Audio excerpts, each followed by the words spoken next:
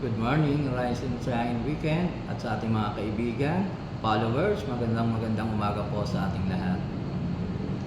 Last March 15, 2025 was your first guesting sa Rise and Shine Weekend with my segment, Kaya Natin To.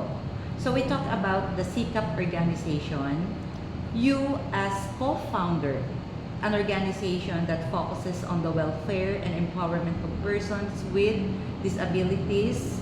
And this time, solo mo ang limelight.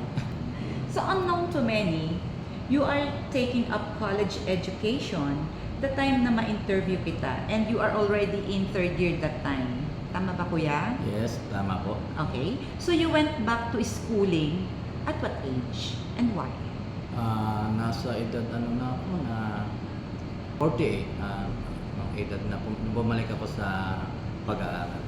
Okay. So you graduated high school in 1991. Okay. And then after that, na-mention mo that hindi ka sinuwerte. Kasi yung foster parents mo, which is supposed to be giving you the scholarship, ay nagkaroon ng problema sa Australia. So, hindi mo naituloy ang iyong pagpasok ng college that time. So, from 1991, nag-enter ka ng college mo sa isang university dito sa Chaong in 2010. Yes, tama. Okay, so that is 19 years gap. Ang tagal, ano? Tagal na. Okay. So from 2010 to 2012. So 2 years and napastop ka ulit. Yes. Okay. Anong kwento at napatigil ulit? Oo, nakala ko may tutuloy ko na yung aking pangarap na makapagtapos ng pag-aaral. Pero hindi ko rin naman pinagsisisihan dahil dumating yung pagkakataon na tayo nagkaasawa, nagkaroon din ng anak. Yun din ang isang dahilan kung bakit tayo napa-stop ulit sa pag-aaral. Binigyan natin ng prioridad yung aking pamilya. Okay. And then, you went back to schooling in 2022. Yes, after pandemic. After pandemic. And from 2012 to 2022, grabe, 10 years ulit gap. Paano yung adjustment mo? Ang hahaba ng years. Kaya nga, parang nagbalik uli ako sa panimula, no? Pero talagang pinag-isipan ko rin naman yun kasi mahaba na rin yung panahon na hindi ako nakapagbalik sa pag-aaral. Pero yung determinasyon ko talaga na makapagtapos ng pag-aaral, yun ang aking daladala, no? At yung pangarap ko, hindi lang para sa sarili ko, kundi para sa pamilya ko. Yun ang nagpatatag ng aking kaloob at isipan na ituloy ko at baka magkameron tayo ng maganda kinabukasan kapag meron tayong natapos na degree. Nung pumasok ka, were you a full-time or part-time student? Full-time naman yun. Regular student ako noon, pero may naka-schedule yung aking mga araw na pagpasok. Dahil nga may trabaho tayo, mostly ay Sabado, full day talaga yun, binubuno ko yun. At nagkakameron din ng additional na online class sa gabi para lang mapunan natin lahat yung mga subject na kailangan natin pasukan. How are you able to manage your finances? Kasi given that you're a family man with 2 kids and both are schooling, so yung bang sweldo mo, kasi di ba nagtatrabaho ka sa munisipyo as PDAW o IC, okay? So, yung bang honorarium na natatanggap mo is enough.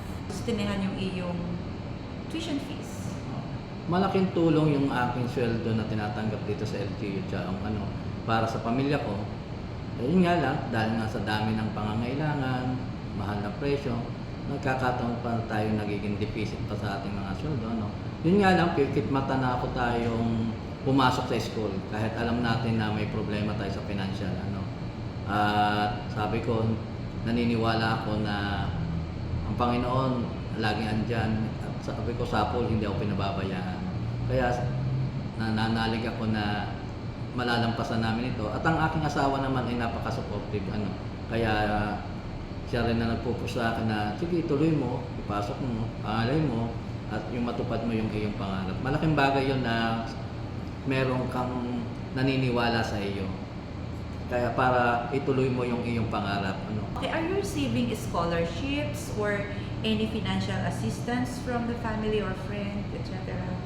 meron naman tayo natatanggap din na financial assistance una-una mula sa ating Congressman J.J. Suarez, Governor Helen Tan, then sa mga pamangking ko na noon nag-alaga ako din dahil nasa bahay lang, nakapag-alaga tayong mga pamangkin na ngayon ay nasa abroad na, tinutulungan din naman nila ako.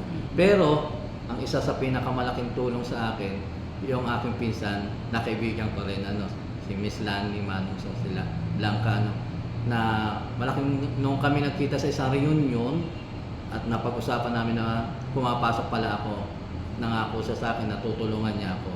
Sa abot ng kanyang kaya, hindi ko inaasa kung ano yung kanyang ibibigay, basta sinabi lang sa akin tutulungan. Pero yung tulong na binigay niya sa akin ay higit pa doon sa inaasahan ko na halos, sabihin ko nga parang scholar na iya ako. Yun, mula first year hanggang fourth year, hindi niya ako binitiwan, sabi niya tutulungan niya ako. Kaya sabi ko yun, ito yung hulog ng langit na pinadala sa akin ng Diyos, na hindi, maraming pagkakataon na tayo ay humaharap sa mga problemang pinansyal, pag dumadating yung deadline na, ito na, merong bigla-biglang dumarating talaga. Nasabi natin na nadyan lagi ang Panginoon para sa atin.